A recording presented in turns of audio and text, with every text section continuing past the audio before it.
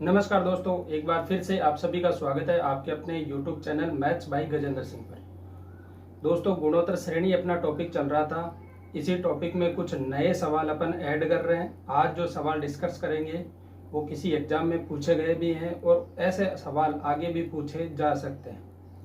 इन सवालों की जो चर्चा कर रहे हैं अपन, ये सवाल महत्वपूर्ण है और ऐसे सवाल ज़्यादा बनने की कोशिश रहती है।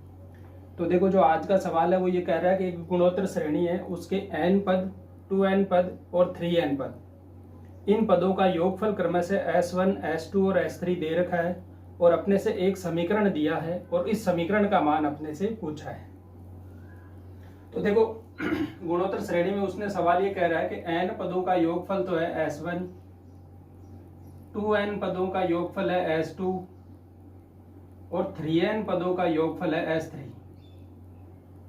ये तो सवाल पे दे रखा है कि ये है और अपने को एक समीकरण दिए S1 minus S2 minus S3 है और इसका मान आपसे पूछा है। देखो, ये सवाल बन सकता है, मैंने सवाल को लैंग्वेज में नहीं लिखा है, सीधा लिखा है। सवाल ये कह रहा है कि n पदों का योगफल S1 है, 2n पदों का योगफल S2 है और 3n पदों का योगफल S3 है। जैसे मैं बात करूं कि पहले 5 पद का योगफल S1, 5 का डबल करेंगे तो 10 पदों का योगफल S2 होगा, 15 पदों का योगफल S3 होगा। तो ये है और इसके साथ ऑप्शन दे रखे हैं आपको। ए ऑप्शन कह रहा है कि S2 माइनस S3 होगा, S2 माइनस S1 होगा। दूसरा ऑप्शन कह रहा है, बी ऑप्शन कह रहा है कि S2 प्लस S1 होगा। सी ऑप्शन कह रहा है कि S2 माइनस S1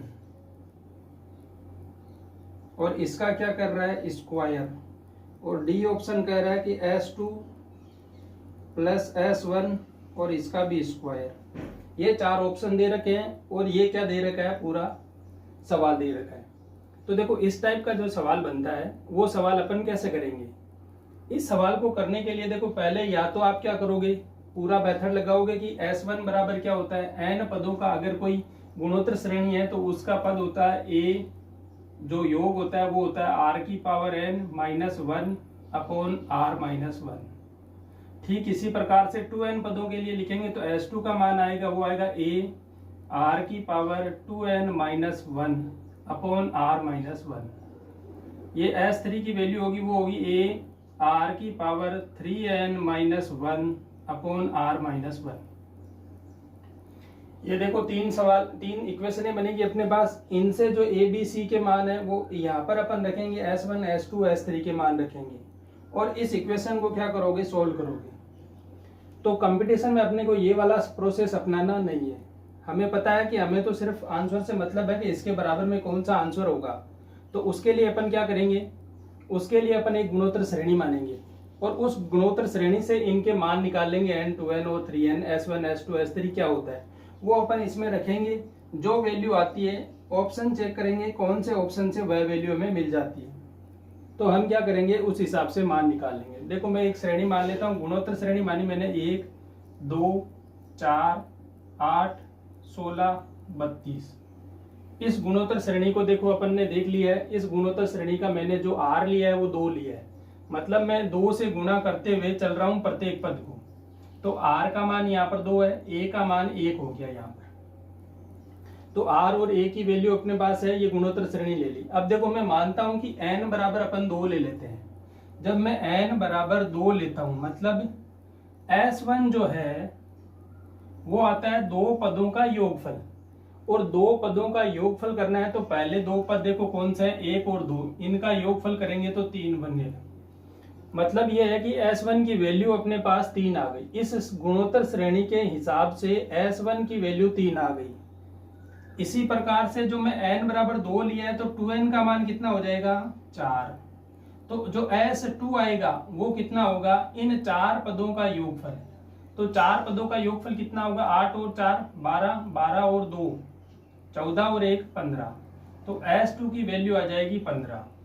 ठीक इसी प्रकार से जो 3n है, तो n बराबर 2 लिया था तो 3n का मतलब 6 और 6 पदों का योगफल S3 का मान निकालेंगे तो इसका करेंगे योग। देखो 32 और 8 40, 16 और 4 20, 40 और 20 60, 60 और 3 63। तो ये आ गया 63। अब देखो S1 S2 और S3 का मान अपने पास मिल गया। अब यहां से अपन क्या करेंगे, जो समीकरण है उसको सोल्व करेंगे। इस समीकरण का मान निकालना है तो इस समीकरण में मान रखेंगे। देखो S1 की वैल्यू है 3, समीकरण में फिर चाहिए S3, तो S3 की वैल्यू है 63, माइनस करेंगे S2, तो S2 की वैल्यू है 15। इसको देखो सोल्व करेंगे तो क्या मिलेगा, देखो 15 जाएगा, माइनस करेंगे तो पहले 3 करेंगे 60 हो गया। अब 60 में से 12 माइनस करना है तो ये कितना हो रहा है, 48 हो रहा है। तो ये 3 इंटू 48, यहां से आपको वैल्यू क्या मिल रही है, 144। मतलब इस इक्वेशन का मान 144 आ रहा है। अब अपने को क्या करना है, ऑप्शन ट्राई करने हैं और S1 S2 की वैल्यू यही काम में लेनी है और यही काम में लेकर अपने को देखना है कि कौन सा ऑप्शन है जो 144 दे रहा है। अगर दो ऑप्शन सेम ऑप्शन 144 आंसर देंगे तो फिर हम आगे जो है n बराबर 3 लेके इस सवाल को हल कर लेंगे। लेकिन अगर एक ही ऑप्शन है वो 144 देगा तो वही ऑप्शन अपना राइट आंसर हो जाएगा। तो यहां से अपन पहले देखो ए ऑप्शन को चेक करते हैं। S2 की वैल्यू कितनी है, 15, S1 की वैल्यू है 3, तो 15 में से 3 को घटाएंगे तो 12 आ रहे हैं, जो नॉट इक्वल टू 144 है। मतलब ये ऑप्शन नहीं होगा। बी ऑप्शन की बात करें तो S2 प्लस S1, तो 12, ये देखो 15 और 3 को जोड़ना है तो 18 आएगा, जो भी किसके बराबर नहीं है, 144 के बराबर नहीं है। ठीक, तीसरा ऑप्शन देखते हैं S2 माइनस S1। देखो S2 माइनस S1 निकाला अपन ने 12 और 12 का करना है वर्ग, तो 12 का मैं वर्ग करूंगा वो 144 है, तो ऑप्शन सी अपना हो सकता है। डी ऑप्शन भी ट्राई कर लेते हैं। तो ये देखो क्या होगा, 12 और 15 और 3 18, 18 का वर्ग करेंगे तो ये होगा 18 का वर्ग, जो नॉट इक्वल टू 144 आएगा। मतलब एक ही ऑप्शन में 144 आ रहा है, ये सी ऑप्शन अपना राइट हो जाएगा। तो यहाँ से देखो ये वाला प्रोसेस ज्यादा इजी रहेगा, इस प्रोसेस में उलझ जाओगे, लंबा टाइम लगेगा, 5 मिनट का समथिंग आपको लगेंगे और फिर भी सवाल सोल्व होने की कोई गारंटी नहीं है। तो अपने को यही प्रोसेस है वो काम में लेना है, ऑप्शन को देखना है और एक सीरीज मान लेनी है, सीरीज मानते हुए अपने को सवाल को हल कर लेना है। इसी टाइप के सवाल बनते हैं और ये ज्यादा पूछे जाने की भी संभावना है।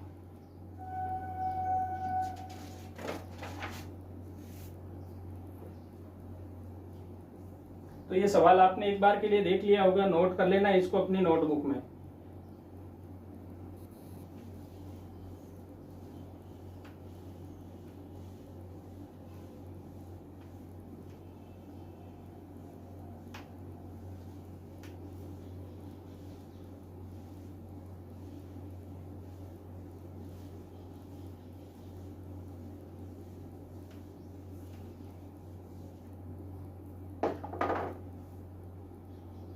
अब देखो अगला सवाल कह रहा है कि ABC 3 है वो समांतर श्रेणी में है। सवाल ये कह रहा है कि A, B और C ये तीनों किसमें है, AP में है। इसके साथ ही दे रखा है कि XYZ है वो GP में है। मतलब ये समांतर श्रेणी में है और ये गुणोत्तर श्रेणी में है। ये वाला तो सवाल कह रहा है कि ये समांतर श्रेणी में है और ये गुणोत्तर श्रेणी में है। इसके बाद में सवाल ने एक इक्वेशन दिया है और उसका मान पूछा है आपसे। इक्वेशन ये है कि x की पावर में है b माइनस सी, गुणा में है y और उसकी पावर है c माइनस a, फिर गुणा में है z और z की पावर है a माइनस b। इसकी वैल्यू आपसे पूछिए। देखो इसकी वैल्यू आपसे पूछिए तो या तो ये है प्रोसेस के इनके मान ab के मान अपन abc के मान इसमें xyz की फॉर्म में रखेंगे, इनको सॉल्व करेंगे पूरा प्रोसेस से। एक मेथड तो वो है। दूसरा मेथड जो अपन ने बताया कि इनका मान है वो सीरीज से भी सोल्व किया जा सकता है। देखो पहले मैं सीरीज से सोल्व करके बता देता हूँ, उसके बाद पूरा वाला मेथड भी बता देता हूँ, या फिर पहले पूरा मेथड बता देता हूँ फिर सीरीज वाला बता देता हूँ। देखो इजी रहेगा सीरीज वाला, एक बार के लिए वो समझ लेते हैं। मैं मान लेता हूँ ABC है वो AP में है, तो ABC की वैल्यू 1 2 3 ले लेते हैं। इनके बीच का अंतर 1 का अंतर चल रहा है, तो ABC का मान आ गया 1 2 3। इसी प्रकार XYZ को गुणोत्तर श्रेणी में मानता है तो ये आ जाएगी 1 2 और 4। इनको 2 2 से गुणा करना है, मतलब R का मान 2 है, तो ये गुणोत्तर श्रेणी हो गई, ये हो गई समांतर श्रेणी।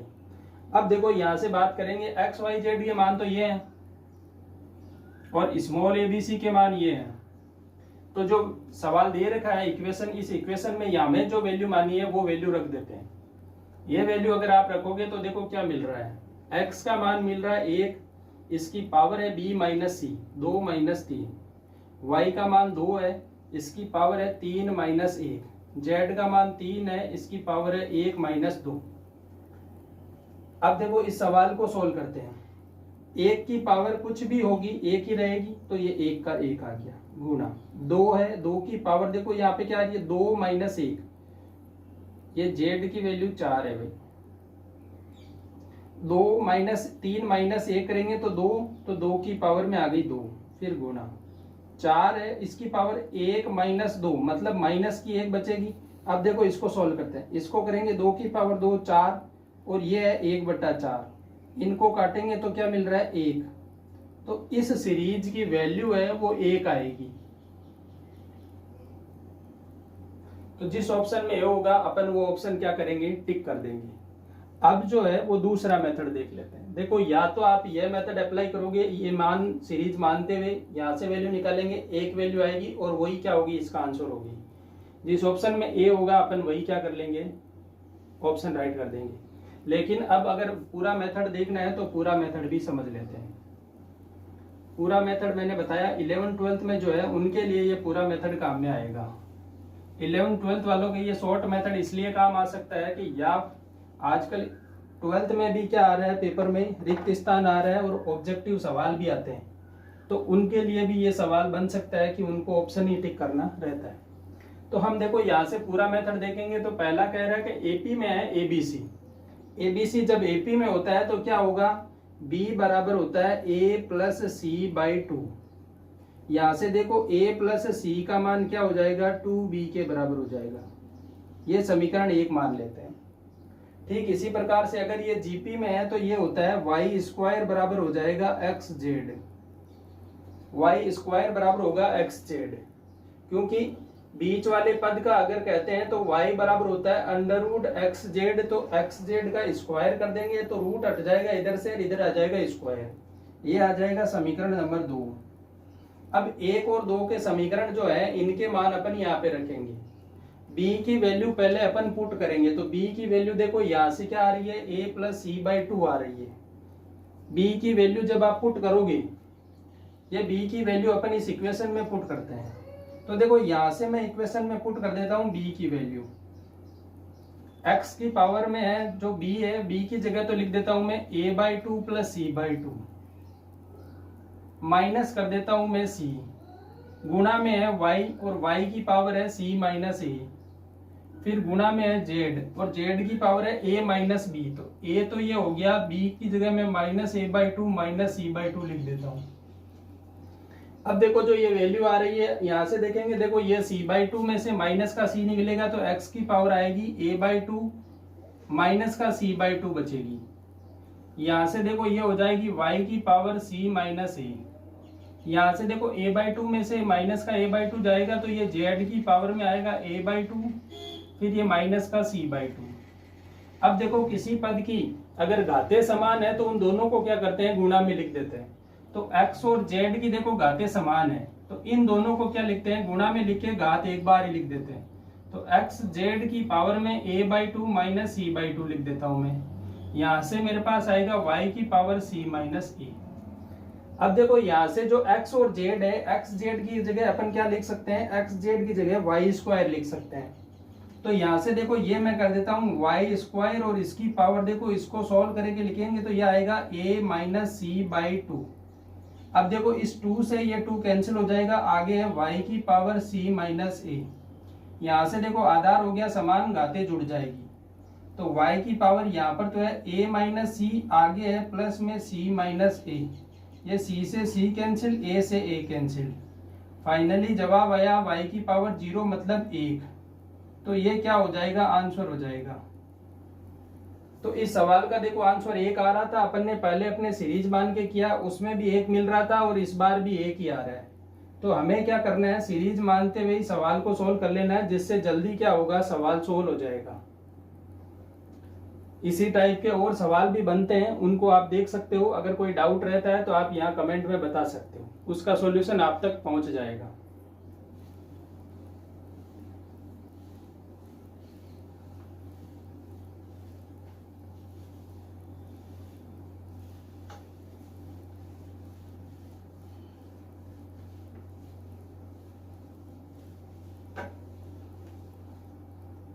अब देखो अगला सवाल ये कह रहा है कि एक अनंत पदों वाली गुणोत्तर श्रेणी है और उसका प्रथम पद 2 है और उसके अनंत पदों का योगफल 6 है, तो आपसे पूछा है कि उसका सारवे अनुपात क्या होगा। देखो सवाल कह रहा है कि एक अनंत पदों की क्या है, गुणोत्तर श्रेणी है, उसका पहला पद 2 है तो a बराबर 2 है और s अनंत है वो 6 है, s अनंत 6 है और यहां से अपने पास r का मान आपसे पूछा है। तो देखो इस सवाल को अपन देखेंगे तो सवाल क्या कह रहा है, अपने पास अपने को पता है कि s अनंत का मान कितना होता है, s अनंत अनंत पदों का योगफल होता है a/1 माइनस r, और ये जब होता है जब r का मान क्या हो, लेस देन 1 हो। r का मान क्या होना चाहिए, लेस देन 1 होना चाहिए, तभी अपन s अनंत पदों का योगफल निकाल सकते हैं, वरना अनंत पदों का योगफल अनंत होता है जब r का मान 1 से ज्यादा होता है। तो यहां से अपन देखेंगे, देखो s अनंत की वैल्यू 6 आ रही है, a का मान 2 दे रखा है, r का मान अपने को निकालना है। ये यहां से ये देखो समीकरण बन जाएगी, यहां से सॉल्व करेंगे तो ये होगा 6 माइनस 6r इक्वल टू 2 को लेंगे इस तरफ और 6r को भेज देंगे उस तरफ, तो ये होगा 6 माइनस 2 इक्वल टू 6r। यहां से देखो 6 में से 2 जाएगा 4 इक्वल टू 6r, इसे काटेंगे 3 बार, इसे काटेंगे 2 बार, 2 का भाग दोनों में जा रहा है, तो r का मान जो मिल रहा है वो देखो 2/3 आया, तो r का मान 2/3 होगा, यही राइट आंसर है। अब देखो ये 2/3 है वो क्या है, 1 से छोटा भी है, अपन ने माना था कि r 1 से छोटा है, देखो मिल रहा है 1 से छोटा, क्योंकि 1 से छोटा होगा तभी अनंत पदों का योगफल 6 होगा, वरना इस इक्वेशन से कोई गुणोत्तर श्रेणी होगी तो उसके अनंत पदों का योगफल अनंत हो जाता है जब r का मान 1 से बड़ा हो। कुछ सवाल अपन है जो करके देख रहे हैं।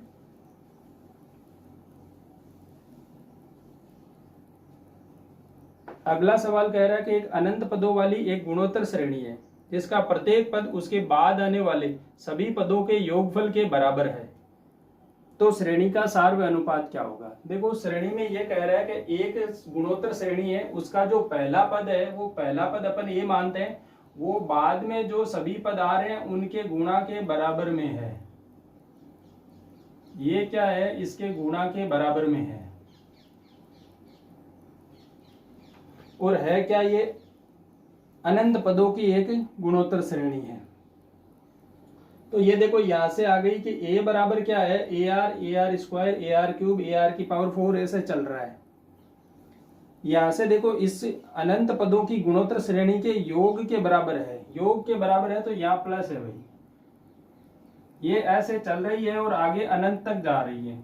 अब देखो अब इस श्रेणी की बात करें, यहां से शुरू कर रहे हैं तो इसका पहला पद तो हो जाएगा ar, पहला पद है ar और आगे वाले पद होते ही रहेंगे, r जो है इसका सार्व अनुपात है और इनका जो योग है वो a के बराबर दे रखा है। अपने हिसाब से देखो s अनंत अपन निकालते हैं वो होता है a प्रथम पद बटा 1 माइनस r, लेकिन यहां पर देखो s अनंत का मान दे रखा है स्मॉल a, ये प्रथम पद, इस श्रेणी के लिए प्रथम पद क्या है ar बटा 1 माइनस r, इसको करेंगे गुणा तो देखो ये हो जाएगा a minus ar equal to आएगा ar। अब देखो इस ar को भी उस तरफ भेज देते हैं तो ये आएगा a बराबर, ये भी जुड़ जाएगा इधर तो हो जाएगा 2ar, a से a कैंसिल हो जाएगा, r का मान आ जाएगा 1/2। देखो r का मान क्या मिल गया, 1/2।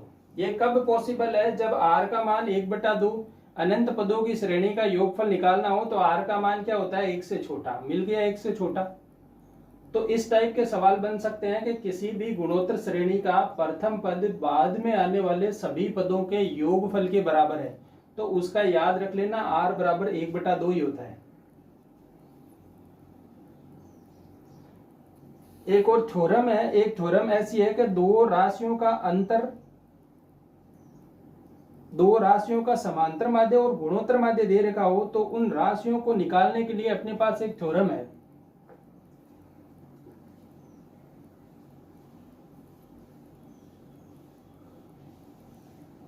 दो राशियां हैं a और b, इनका समांतर माध्य अगर ए दे रखा हो और गुणोत्तर माध्य जी दे रखा हो, तो ये राशियां ए और बी जो है उनको निकालने के लिए अपने पास फॉर्मूला है ए plus minus under root A square minus G square. ये फॉर्मूला है। इस फॉर्मूले की मदद से अपन है ये दोनों क्या है संख्याएं निकाल सकते हैं। अगर दो संख्याओं का अपने को समांतर माध्य और गुणोत्तर माध्य दे रखा है तो उन संख्याओं को निकालने के लिए अपन ये फॉर्मूला काम में ले सकते हैं। ये थ्योरम है, प्रूफ करने की जरूरत नहीं है, आपको सिर्फ याद रखना है कि ये इस टाइप की होती है। प्रूफ करना है तो मैं आगे इसको प्रूफ कर देता हूँ। देखो अपन लेके चल रहे हैं कि a प्लस बी, यहां से क्या दे रखा है a बराबर तो है a प्लस बी बाई 2 और g बराबर क्या होता है दो राशियों का जो गुणोत्तर माध्य होता है वो उसका रूट होता है, तो a b का रूट हो गया। a और b, यहां से a और b आ गए। अब देखो अपने पास आपको पता है कि अल्फा माइनस बीटा जो है उसका अगर स्क्वायर करते हो, अल्फा माइनस बीटा का स्क्वायर होता है वो तो बराबर में होता है, या अल्फा माइनस बीटा को सीधा रूट में ले लेता हूं मैं, तो ये होता है अल्फा प्लस बीटा का स्क्वायर माइनस 4 अल्फा बीटा। ये होता है अल्फा माइनस बीटा। तो इसके जो दो राशियां हैं उनके लिए लिखेंगे तो ये लिखेंगे अपन a minus B equal to क्या होगी alpha plus beta. Alpha plus beta की जगह क्या होगा a प्लस बी का होल स्क्वायर माइनस 4ab।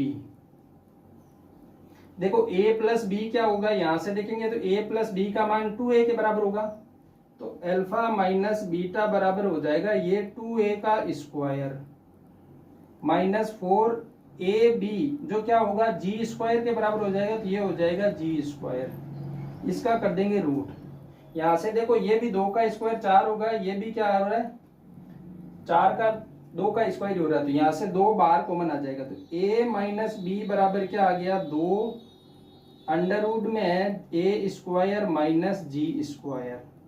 अब देखो a माइनस बी तो ये आया है, a प्लस बी का मान 2a है, a प्लस बी तो है वो 2a के बराबर है। a माइनस बी जो है वो है 2 under root A square minus G square के। यहां तक देखो। अब देखो अपन इन दोनों समीकरणों को अगर जोड़ते हैं तो यहां से सीधा आ रहा है 2a की वैल्यू अपने पास आ रही है, देखो ये 2a plus 2 under root A square minus G square. ये यहां से देखो 2 कॉमन आके कैंसिल हो जाएगा, तो a बराबर तो आपके पास आ गया a plus under root A square minus G square. इसी के साथ यहां से देखो इन दोनों को घटाएंगे तो इसी प्रकार b बराबर आएगा a minus under root A square minus G square. ये a और b को अपन इन दोनों को एक साथ लिख सकते हैं, देखो प्लस माइनस का ही फर्क है, तो मैं लिख सकता हूं a और b का मान है वो a plus minus under root A square minus G square के बराबर होता है। तो ये होता है a और b का जो मान है वो a plus minus under root A square minus G square के बराबर होता है। यह चीज आपको याद रख लेनी है। दो अगर राशियां हैं उनका समांतर माध्य a है और गुणोत्तर माध्य g है, तो a और b को निकालने के लिए सीधा फॉर्मूला है a plus minus under root A square minus G square.